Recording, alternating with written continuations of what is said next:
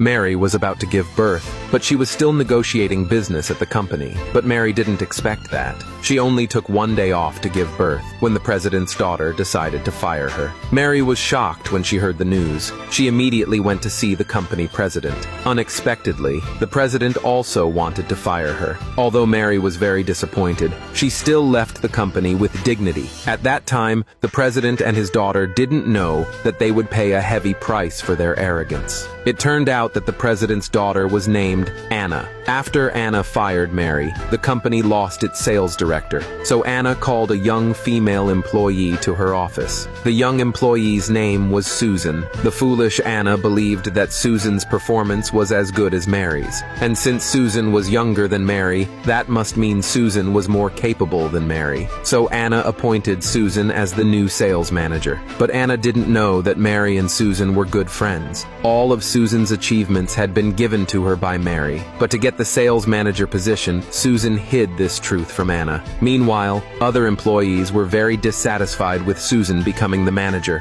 feeling extremely unhappy. Because Susan was very poor at her job and had no qualifications to be a sales manager, Susan angrily fired the dissatisfied employees. Not long after, Susan became very troubled because an important client insisted on discussing cooperation with Mary. This important client was named Smith. He had signed a $10 million order with the company, but due to special reasons, the company didn't deliver on time, and only Mary could solve the problem. If Smith found out that Mary no longer worked at the company, he would definitely terminate the cooperation, so Susan had to hide the truth from Smith. The foolish Anna even thought Susan was very capable and decided to take her to a luxurious business banquet. At the same time, Mary received an invitation at home. It turned out to be a banquet hosted by Company A. Company A was the top-ranked company in the city. The company's boss greatly admired Mary's talent, so he wanted to take the opportunity to invite Mary to join a company. That evening, Mary arrived at the banquet gracefully. She originally just came to relax, but unexpectedly ran into Anna and Susan.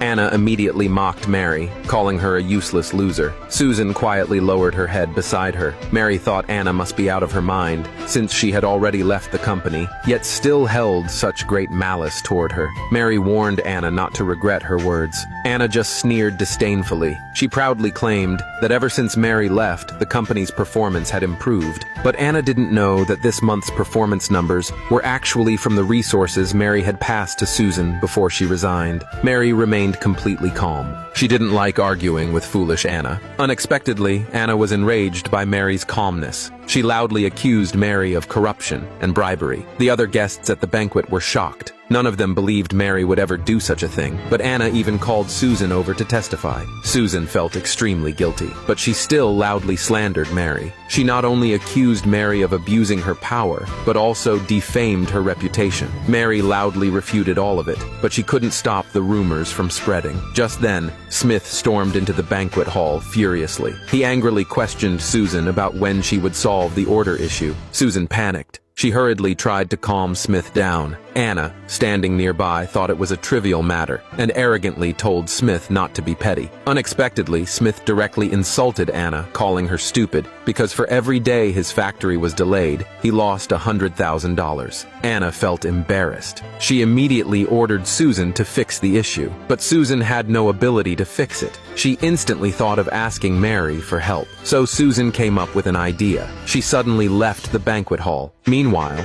on the other side, Smith suddenly noticed Mary. He was very confused, because Susan had lied earlier that Mary was on a business trip out of town. So why was she here today? Mary was just about to tell Smith that she had resigned, when Susan suddenly called her. Mary briefly excused herself from Smith and went to a quiet corner where no one passed by. Susan was waiting for her there. As soon as Susan saw Mary, she immediately apologized to her. She admitted she shouldn't have slandered Mary at the banquet. Mary coldly rejected Susan's apology. She believed that she and Susan were no longer friends, and she didn't intend to help her through her troubles. But Mary didn't expect that.